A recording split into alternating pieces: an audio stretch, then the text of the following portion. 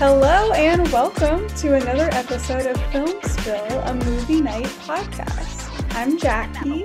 And I'm Chelsea. As you may or may not know, we talk about a movie by a female filmmaker every week. We talk about women in the entertainment industry in general. And we also play a little slumber party type games, talk about entertainment gossip, get to know each other, potentially get to know our guests, although this week, again, it's just me and Chelsea. And we'll be talking about Dee Rees' film Pariah from 2011. And today's slumber party game is Would You Rather? Entertainment edition. Yeah. Okay. Oh, yeah. Would you rather not watch TV for a year or not watch movies for a year? I wrote this question. I don't know my answer. I feel like I should say not watch TV for a year because this is a film podcast. But I do really like TV and I want to be a TV writer. So I am torn. With movies, with new releases and stuff, you kind of want to keep up. But I guess you want to keep up with TV too. I don't know. What do you think, Chelsea? What's your answer? Honestly, my answer would be to not watch movies for a year. And why that is because episodes now are 49 minutes long or 50 minutes long, which is equivalent, if you think about it, to a feature film that's 60 minutes. You're just lacking that okay, maybe it's 60 plus sometimes, 60 and 20 minutes. Yeah, we're in 20 minutes. 90 minutes. Yeah, you know. So it's it's kind of the same thing. That's true, yeah. And TV shows are a commitment, I always feel like. So I'm always kind of hesitant to start a new one, even though I'll be like, that show sounds really fun. Oh, so, yeah. Oh, I'm committed to my TV shows. When Handmaid's was on, I finished the 4th season, but I was always there. I was trying to be, at least. Every Wednesday, there would be a new episode on Hulu. Right now, I'm keeping up with MasterChef, and I make sure I know I got a new episode on Wednesday nights. Nice. Yeah, my boyfriend and I have been watching The Bachelorette. It's our cringe oh, yeah, show you right get now. hooked onto that show. How is it? So do you like this season? Yeah, it's been good so far. It's been interesting. I really like the new hosts. They're 2 former bachelorettes. And I watched both their seasons. So it's the evolution, the final form. Yeah, I know. I feel like you have to have watched the other seasons to really get the full experience of The Bachelorette or The Bachelor. Yeah, I'm always pausing and telling my boyfriend okay, here's the context.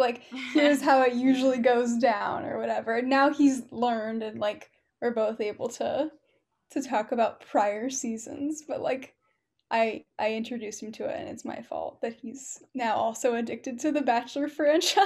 Oh my gosh. Is it still on Monday nights? Yeah, but we watch on Hulu, so we watch on Tuesdays or later. Yeah. Same. That's me and my MasterChef. It's so good this year. All right, next one. Your turn. Okay. So, would you rather be super famous but not wealthy, or super wealthy but not well known, not famous? I'd rather be super wealthy but not well known. Yeah, same. I'm on the same page. There's what's the point? Why am I gonna be super famous and not wealthy? No offense, but fame comes at a price. You deal with shit when you're famous. Yeah. See all that backlash that celebrities get for the littlest things. All right, next one. I like this. I was reading the next one and now I'm excited to answer it because I know what I'm gonna say. Would you rather have your favorite book turn into a film or TV show? So I would say my favorite book is this book called A Tale for the Time Being. And I don't think that it's been turned into either a film or a TV show. Yeah, or maybe it's in development and we don't know yet. I would want it to be made into a film just because I feel like it fits the kind of story that it is. Like it's a very kind of singular event.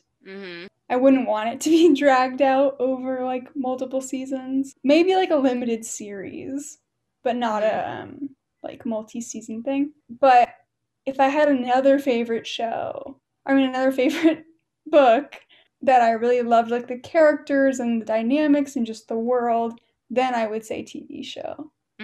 Yeah. No, I feel that. I feel like some things are meant to be short. Some Yeah. things are not meant to be extended. Like some stories just should just end where they end. I know that if I would have my favorite book turned into a film or TV show, I would pick a film as well. It might be like you said, it might be like a limited like series where it's just like 7 episodes, because there is, the book series is called The Uglies, and I read it when I was actually like in middle school or something like that. And it's a good book. Like the concept is good. And I think that as a film, because there's multiple books, that it would be like, you know, like The Uglies is the first book, The Pretties is the second, and they have other ones. I don't know. I'll look it up and I'll let you know. That sounds familiar. Yeah, I feel like I remember Right? seeing that. I never read them, but I remember seeing them in like the bookstore as a Yeah. kid. Yeah, it was like a kid book. I mean, it wasn't really a kid book because it was pretty much like you're in a society where you have to be pretty. You like get to a certain age where they like do this pretty surgery on you. But like that's like the main thing. Like they would be changed to be pretty. It's like a YA dystopia. It's like a Black Mirror episode. It could be turned into that. Okay. Would you rather have someone on their phone in front of you at the movies or have someone make loud comments behind you at the movies, like while the Oh, movie's that's going? easy. I would rather have someone on their phone in front of me than have Yeah. someone make loud comments. It's so annoying. I've had people answer the phone in the movie theater, be Oh loud, man. use the flashlight because they're trying to find their seat and they like blinding you with their Oh yeah. flashlight. I hate that. Oh my god. What about you? Yeah, I would say the phone thing too because if they're on their phone and it's like the screen is bright, but like hopefully they're not saying anything. Maybe they're just texting someone or like looking something up. So yeah, like the someone being loud. Although I have had experiences where like the person making comments is actually funny and it's like kind of enhanced the movie. If it's like a bad movie or like a silly movie, then it's like funny, but usually that's not welcome. I'm like, are you actually a funny person? Then you're allowed to make comments. But if you're not, then please be quiet. Yeah, I had these kids behind me during Cruella when I went to go see that in theaters, and Oh, they were yeah. so annoying. They just kept talking. They were being so loud. They were running up and down the stairs. I was like, I did not Oh. sign up to be in a theater full of children. I mean, I am watching Cruella, but still. That's true. It is a Disney movie. Yeah. Would you rather watch a movie that is poorly written or poorly shot? So I say that's like kind of hard, but I would rather watch something that's poorly shot than written, because I feel like when it's poorly written, if it's poorly shot, it's like, okay, there has to be something good about it. You know, not all shots are freaking amazing. So I could handle that. I could Yeah, sit through that. I feel the same way. I mean, like obviously as someone who likes to write, like I care more about the script and the story and the dialogue. Yeah, like and also I feel like I have watched a lot of like amateur films or like vloggers on YouTube or like just people who don't have the best like directorial setup or whatever. But like it's fine because if like the content is there and you're invested, then that's all that matters to me. I mean, I can appreciate like beautiful cinematography, but it's not the most important thing in a film for me. Right. I mean, at least in my opinion, because I know I Right, can't like sit through anything that's poorly written. right. Yeah, like some people value the visuals a lot more, which is fine, but it's not me. So my last one that I wrote is, would you rather be a contestant on a reality show or the host of one? I'd rather be the contestant on a reality show. Really? Yeah. I've always wanted to be a contestant on a reality TV show, and the one that I've been wanting to get on right now is The Circle. Like, I would love to be on The Circle. I could see you. Oh my Count God, me in. it's amazing. Oh my God, it's so good. This past season outdid the first season. I heard that. Yeah, maybe I'll get into the second season. I have some as well. Let's see. Okay. Would you rather star in a horror film or comedy film? Ooh. I mean, I feel like comedy would line more up with like me as a person because I don't like I mean, I will watch a horror movie, but I'm more hesitant to because like if it's really scary, I definitely don't want to watch alone, and I definitely like get worried about like being freaked out for too long. But I do think being in a horror movie would be really fun. Like like being able to react to stuff and like having crazy makeup or like I don't know. I feel like and I can scream pretty well, so I feel like that would be good. So maybe I don't know, maybe a horror movie. Yeah, I actually told myself that when I get onto like my first feature film that I wanted to be a horror film and I want to be like an actress in it. And Ooh. I did do some like horror acting, I guess you could say. I worked at the Bates Motel when I was like in high school for for Whoa. just like I think a month.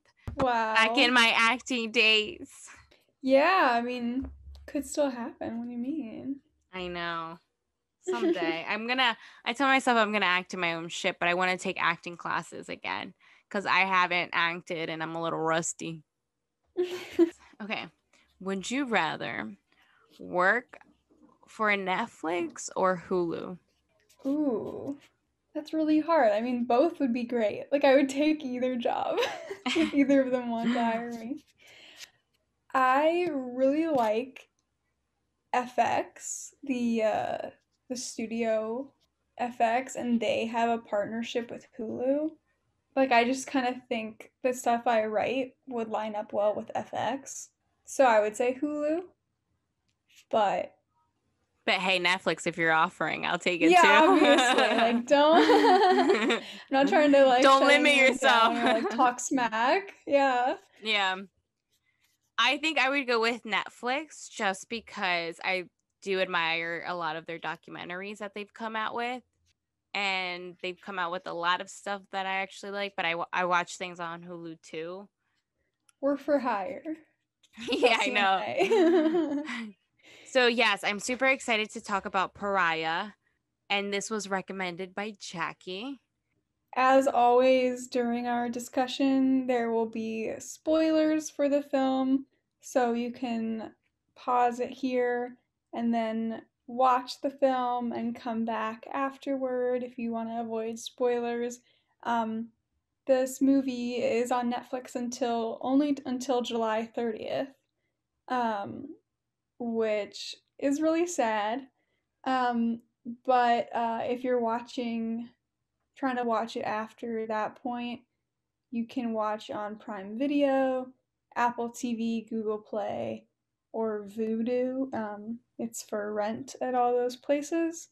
And then a quick content warning, there will be some discussion of homophobia and parental abuse in this podcast, as that is also in the film. This movie, when I first watched it, I watched it at my school's queer film club a couple years ago, and everyone was like teary eyed at the end. And I just really loved also like the writing, the characters, like it's super character driven, which I really appreciate in a film. It feels very personal. And I think Chelsea did some research on this, but like it's kind of semi autobiographical for the filmmaker Dee Rees. And yeah, I just really love this movie and didn't really know what to expect going in and came out like, wow, this is one of my favorite films. And I could really relate to this movie. And I just had a lot to say because I could feel her. Like I could feel her emotions, right? Like Mm-hmm. I definitely saw myself in her shoes at like certain parts of the movie. Yeah, I mean, it's the whole like, I feel like this is something that I was told many times in screenwriting classes and stuff where it's like the more specific and personal that you make a story, the more universally relatable it actually is, or the more like someone can understand that character as a real person. I thought it was just going to be your average coming out film, but she did such a great job writing this film and doing it in a way that it wasn't just about her coming out. It was her finding herself and not even her wanting accepted, even if she lost her family for that reason. Yeah, it's a coming of age movie more than it is a coming out movie, Mm-hmm. if that makes sense. And by the way, pariah means a person without status, a rejected member of society, aka an outcast. That's a word that that wouldn't have even crossed my mind.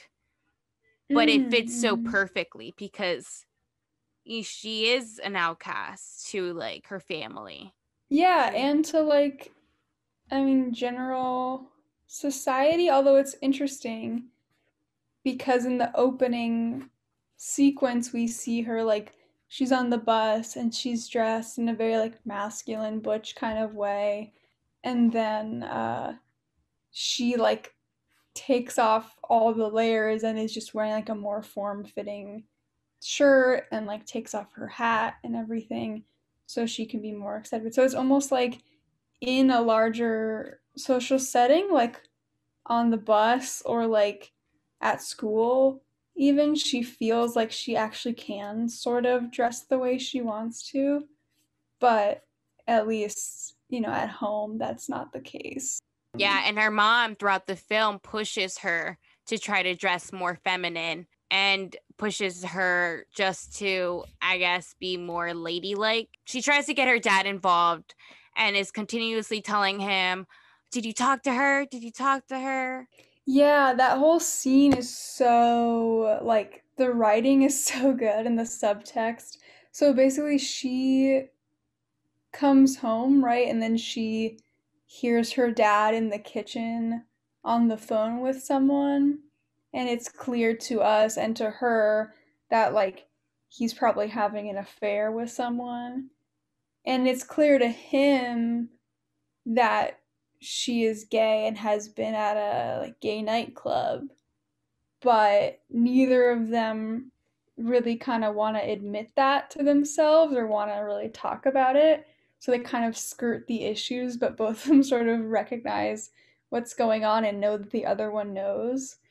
But yeah, like it's really heartbreaking because, especially for Lee, like she almost comes out to him. She decides to pull back, and he's like so happy that he thinks that she's dating a guy, and he's like, oh, let me tell, like, wait until I tell your mom. And it's Yeah, like, but that's oh, also because he wanted to get her off his back. He's yeah, like, "Oh, true, like look, like she is dating a guy. Here you go. Here's the info. Ask her yourself." But the mom is so yeah. persistent that she knows and doesn't want to accept it. And that's how I could relate, is that like my mom knows and doesn't accept it. Mm, But it is what it is.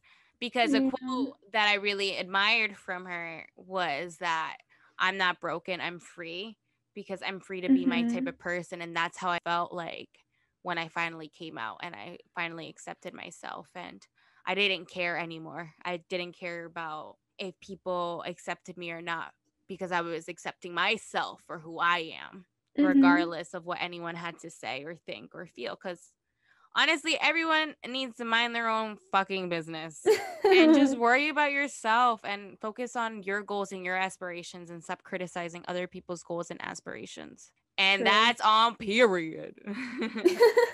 Yeah, absolutely. It was great to see a movie because I don't think I've seen a movie that I can relate to on this kind of level.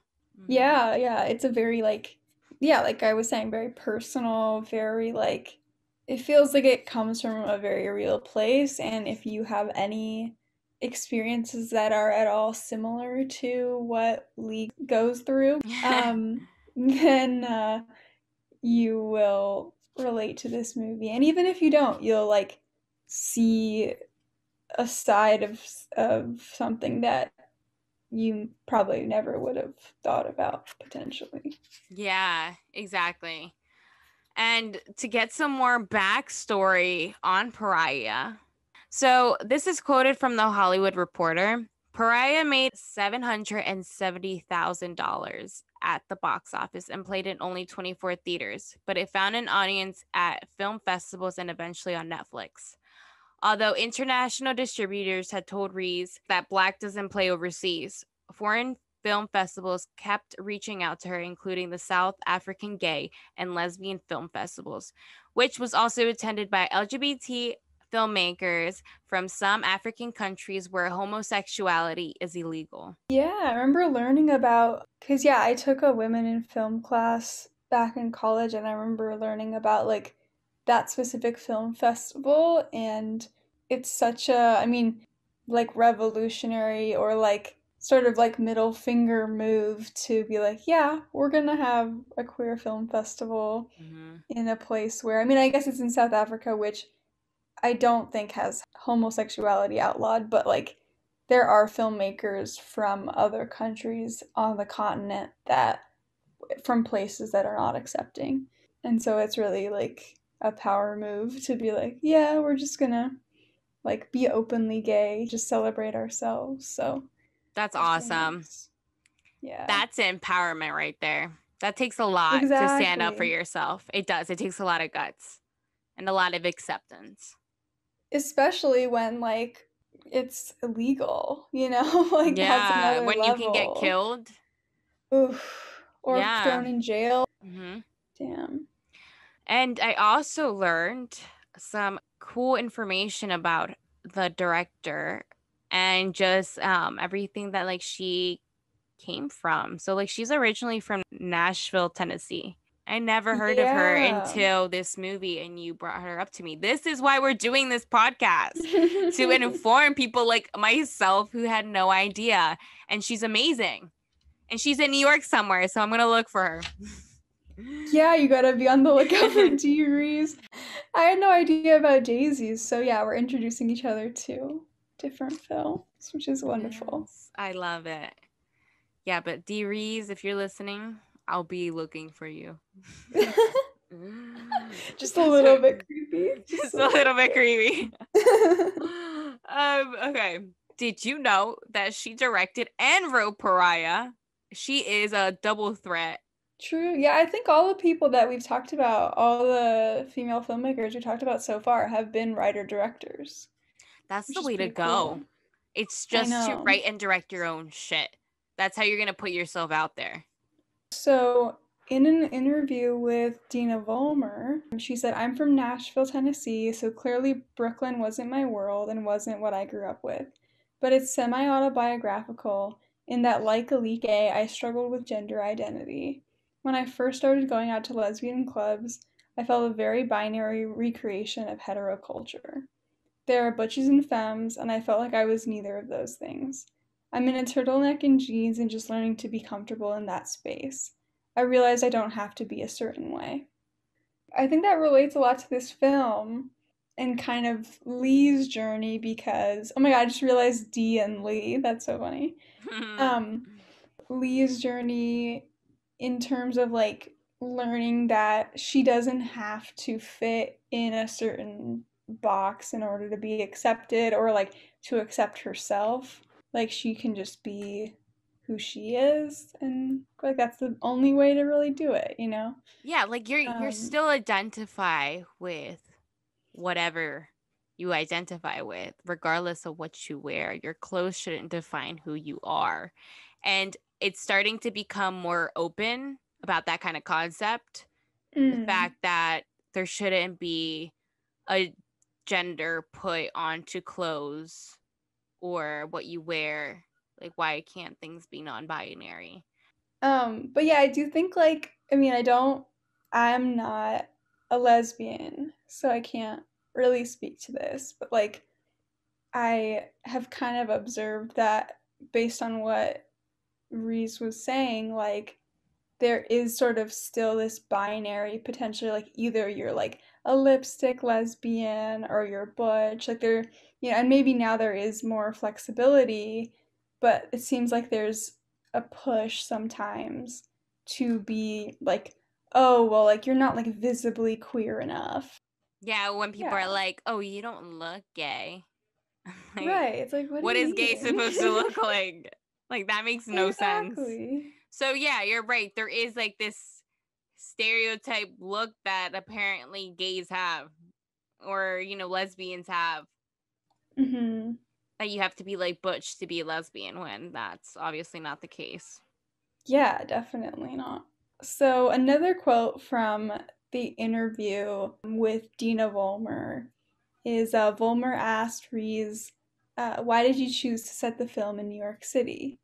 And Reeves responded, I felt this was a story that could only happen in New York because in New York there's a lot of interstitial spaces, spaces in between spaces where you're changing, and New York gives you the anonymity to be who you want to be, which couldn't happen in the South with a leaking on a school bus or getting picked up to and from school. This needed to happen in a bigger city where she would be able to go out and be by herself. And because it has a stratified social setting, Brooklyn's a place where there can be middle class and working class people right next to each other. The film needed that richness of that environment. Yes, and she says it perfectly, because New York, I felt as soon as I came into this city that I could be myself, because everyone does whatever the fuck they want, and just no one pays mind. There are some Karens out there. Obviously, there's Karens everywhere. Always Karen's. But it's really just an open city, and you just feel so free when you're here.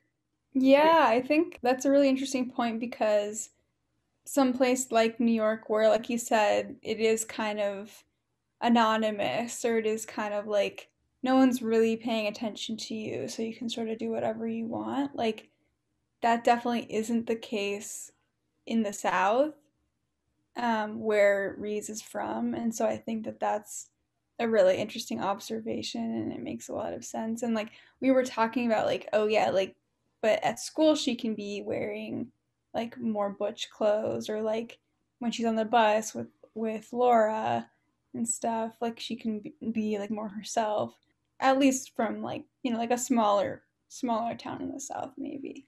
So another great question that was brought up in the interview, and this is, I guess, the last question that we're gonna include in this segment, is what's most important to you in filmmaking? And this one had to be included because it's important. I always love knowing, what do you admire the most about filmmaking? And Reese had to say, I just want to tell stories that are meaningful and have inspiration to them. People can watch it and take away something, or maybe they'll just think about themselves differently or think about the world differently. I just want to create characters that live on. That's exactly what I want to do as a filmmaker. Exactly what I want to do. Like, I don't think I could say it any better.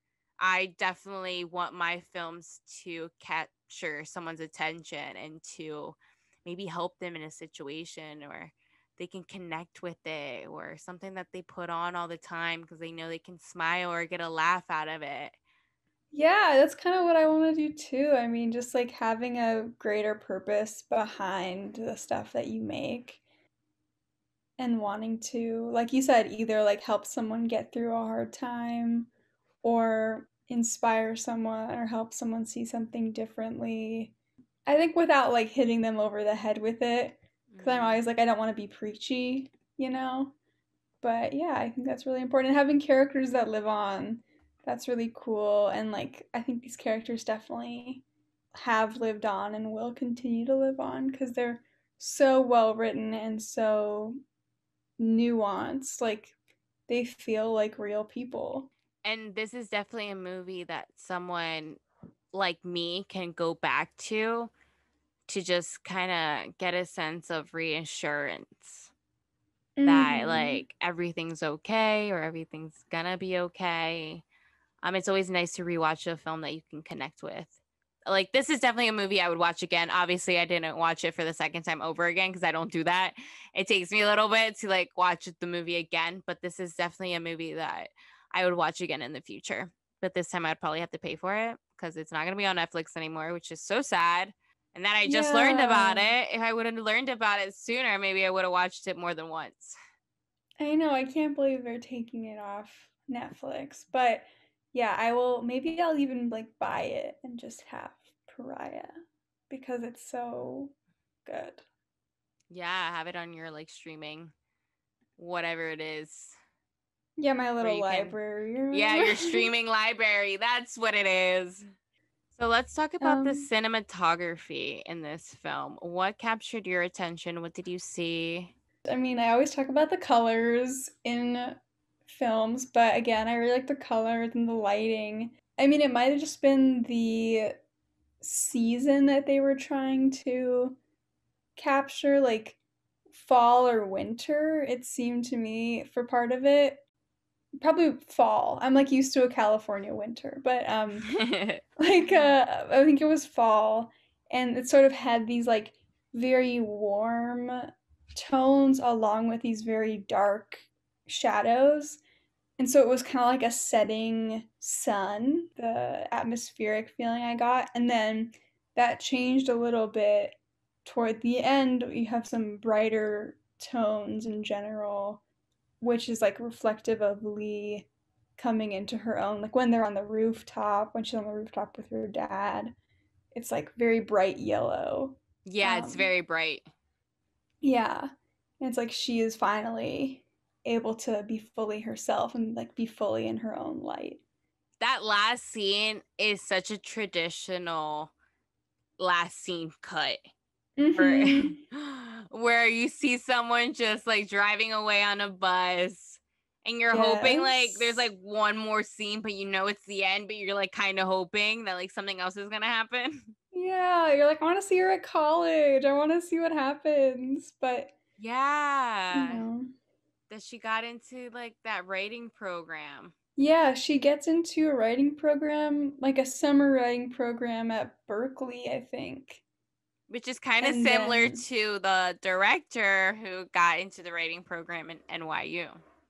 true, yeah, drawing the Mm-hmm. parallels.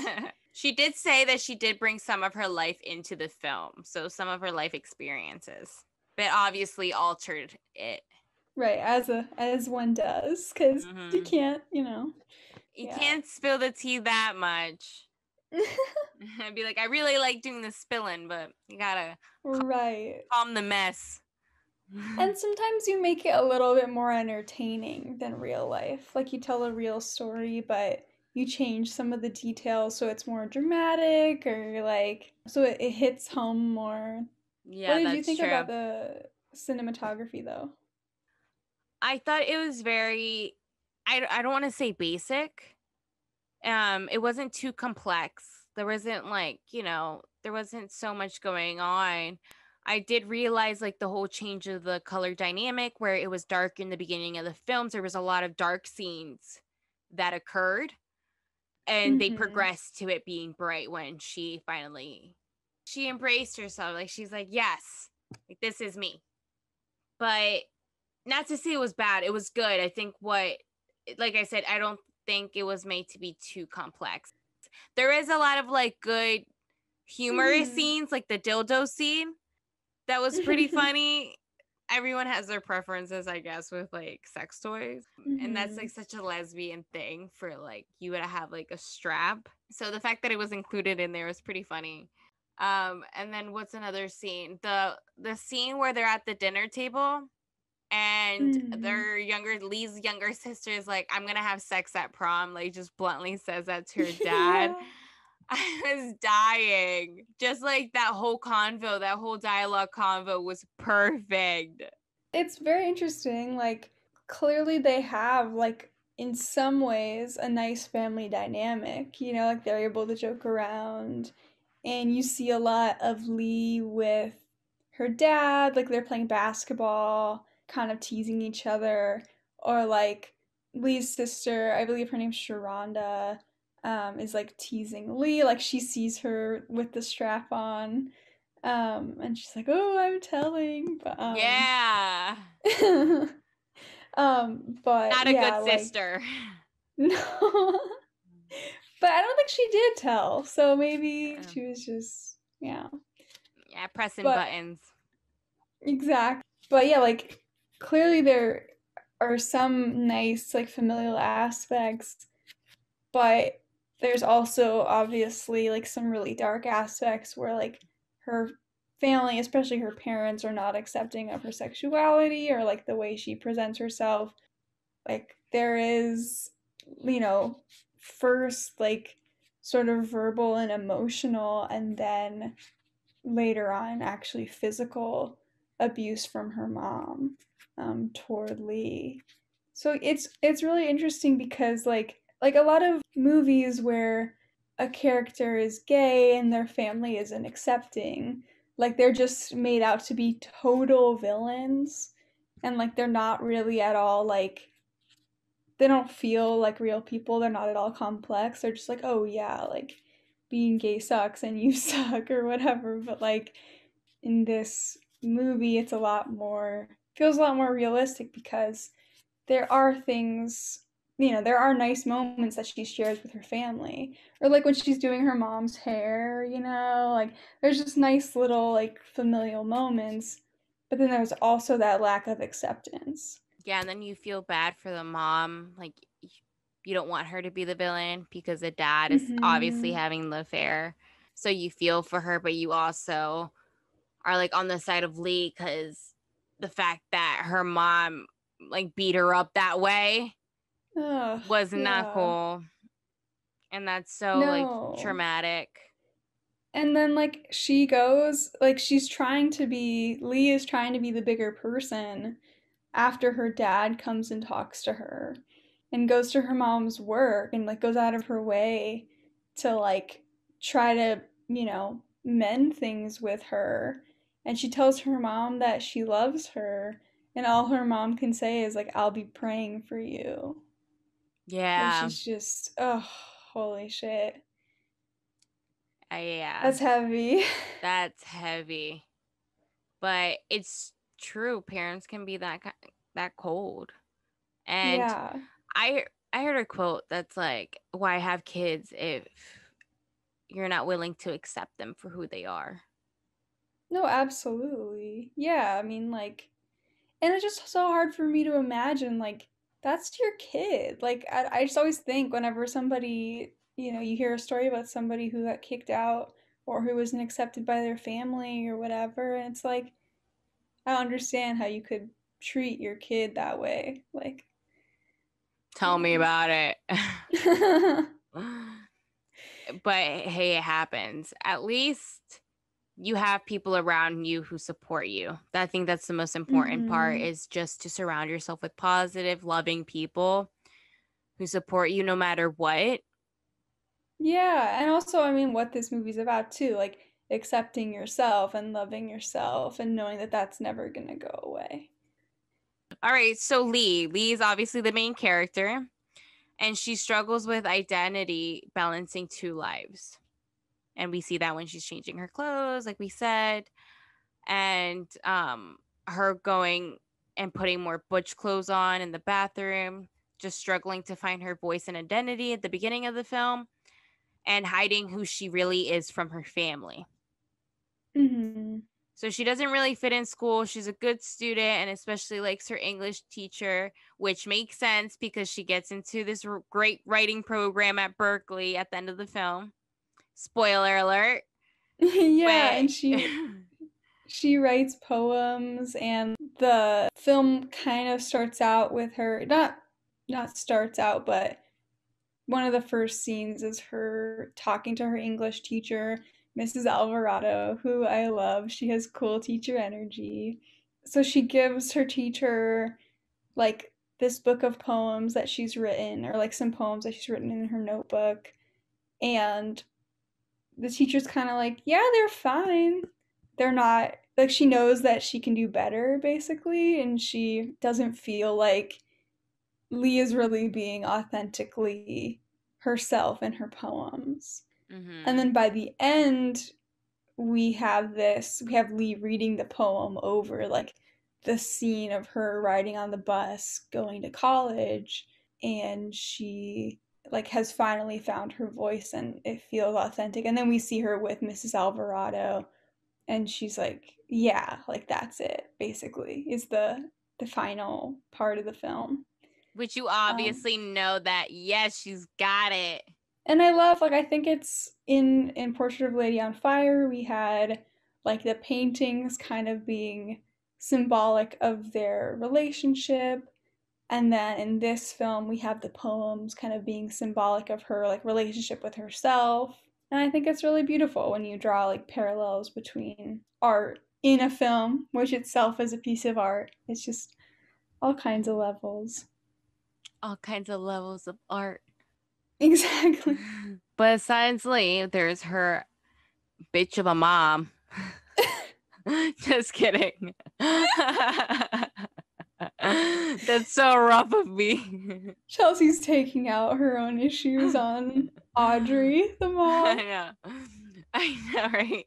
I'm kidding. All right. So we have Audrey, who is obviously, well, I mean, if you haven't watched the movie, so Audrey's the mom, and she's always bothering Lee, as we said before, to wear more feminine clothing. So she hates the quote unquote tomboy thing that Lee's been doing.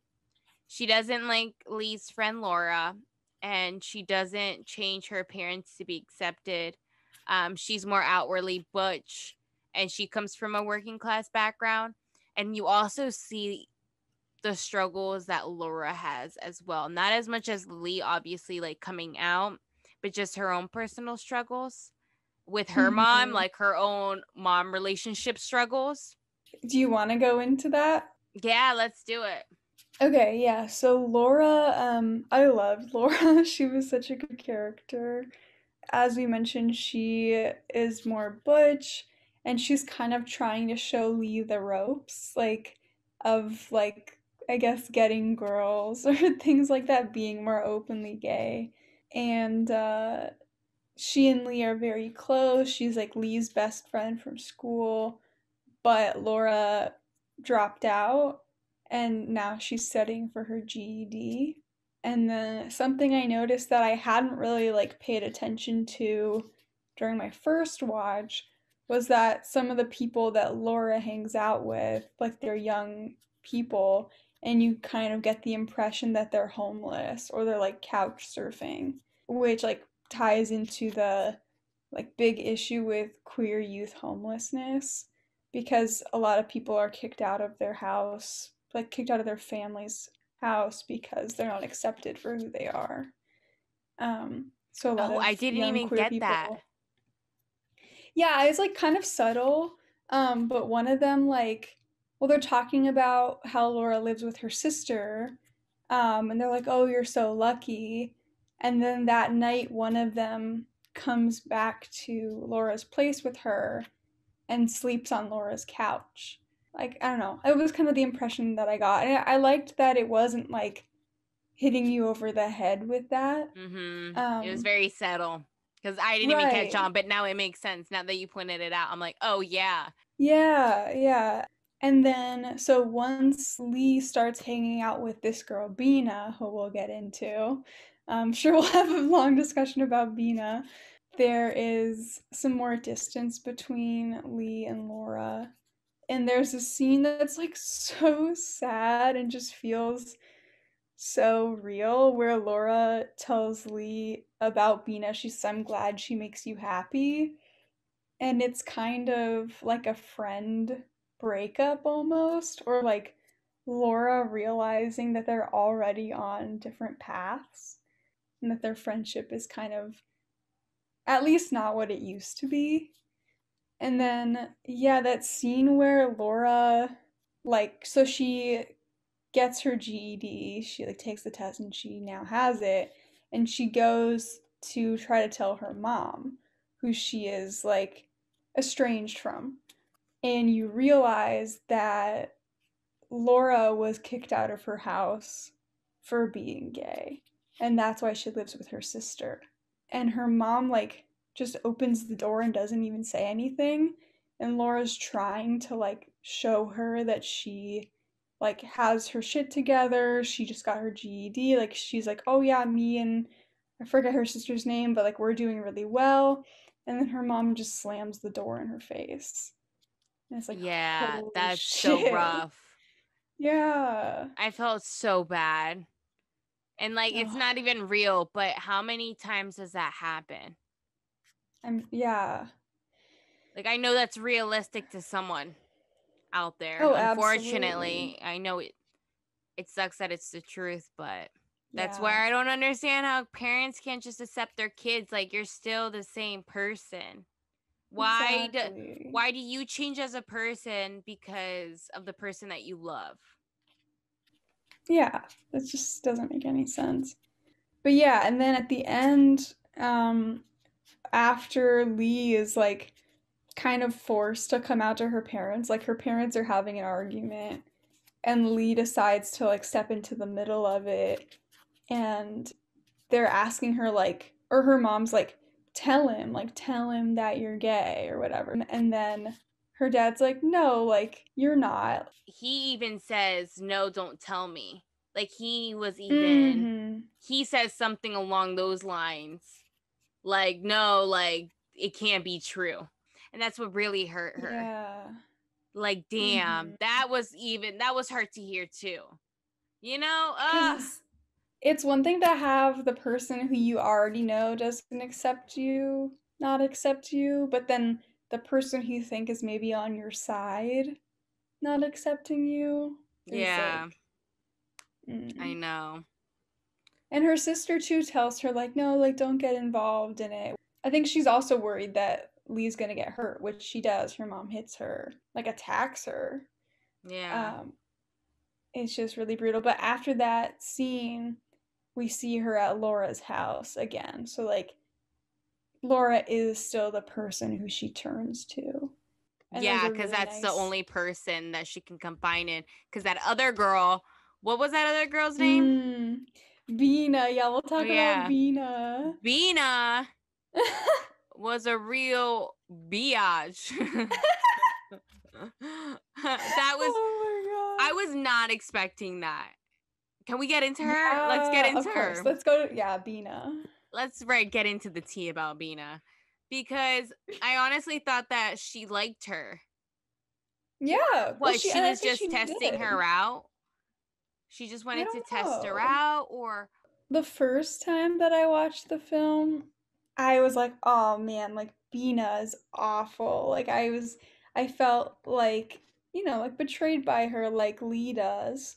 But now thinking about it some more and watching it again, I was like, it also could just be that Bina is not fully accepting of herself and has yes. not fully come to terms with her sexuality. Yes, that she's Um, not denying her sexuality. Yes, I 100% think that's the case.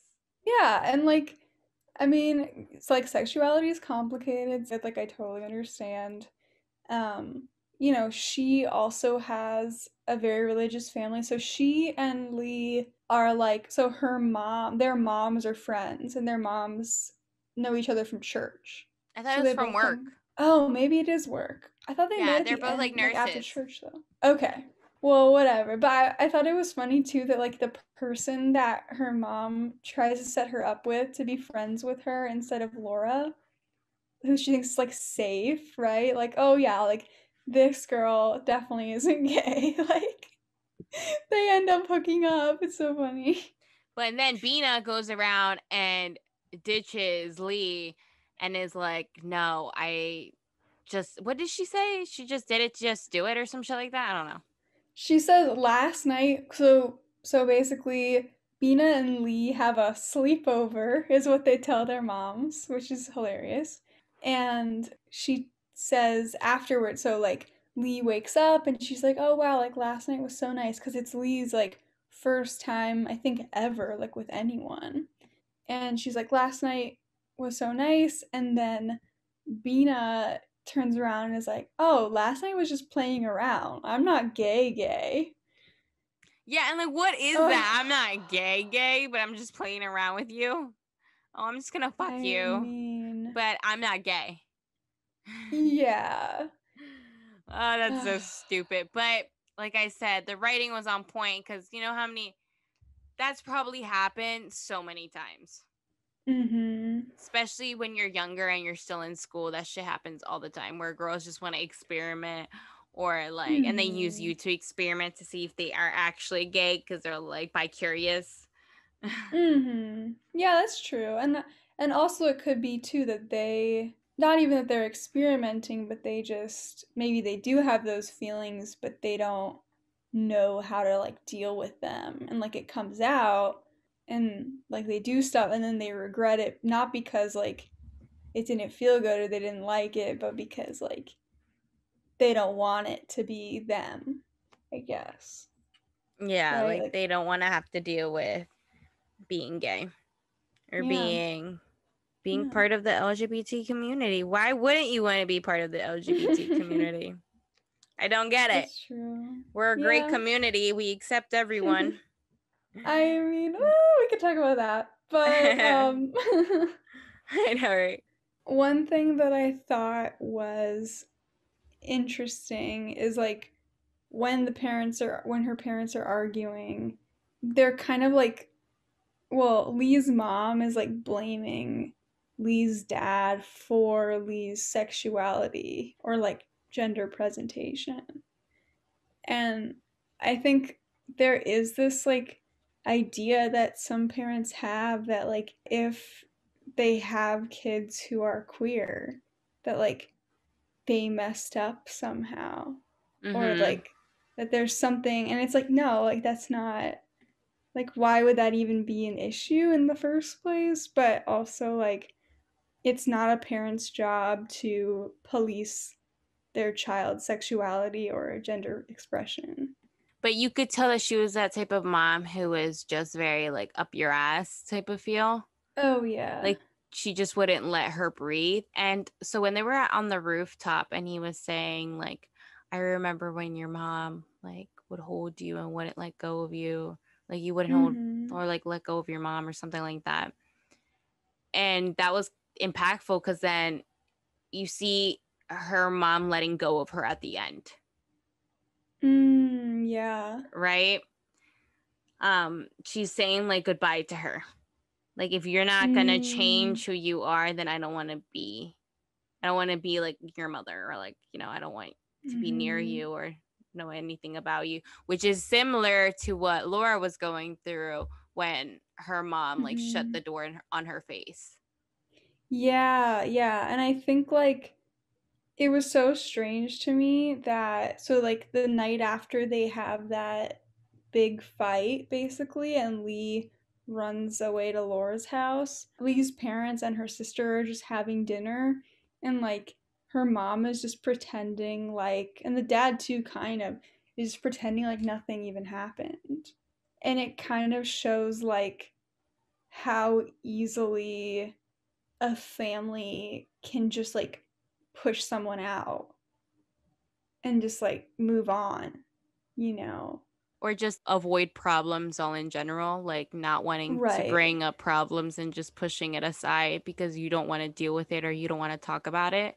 Yeah, and then actually her sister says like her sister brings up Lee and she's like tells the dad like you know where she is. And then that's what leads him to go and talk to her at Laura's. Yeah. Like, why haven't you gone to go see her? Because she outs him too. Like, why haven't you gone to go see her? Yeah, I guess I don't even know if that was like the night after or if that's like I don't know how many days have elapsed actually. Maybe Mm-hmm. she's been at Laura's for longer. And she's like, I'm not coming home. He's like, I know. I Yeah, wouldn't he go like back home either. If my mom just beat the shit out of me, I wouldn't go home. like you have to feel safe when you're at home, like, or else it's not home. But at least the movie didn't end on a bad note. It ended very positively. And I Yeah. was so happy for Lee. I'm like, you go, Lee.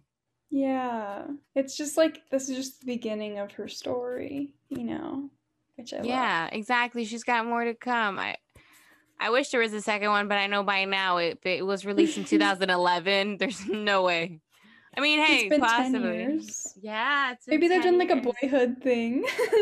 Yeah. Where they're like every year, but no, I don't think so. Well, thank you for introducing this film to me. I really admired it. Of Got us course. Yeah, talking I love this again. movie. Love it. And it got us, of course, spilling the tea. Yeah. Spilling the film tea. Well, thank you all for listening. This has been Film Spill, a movie night podcast. Remember to follow us on Instagram at Film Spill Pod.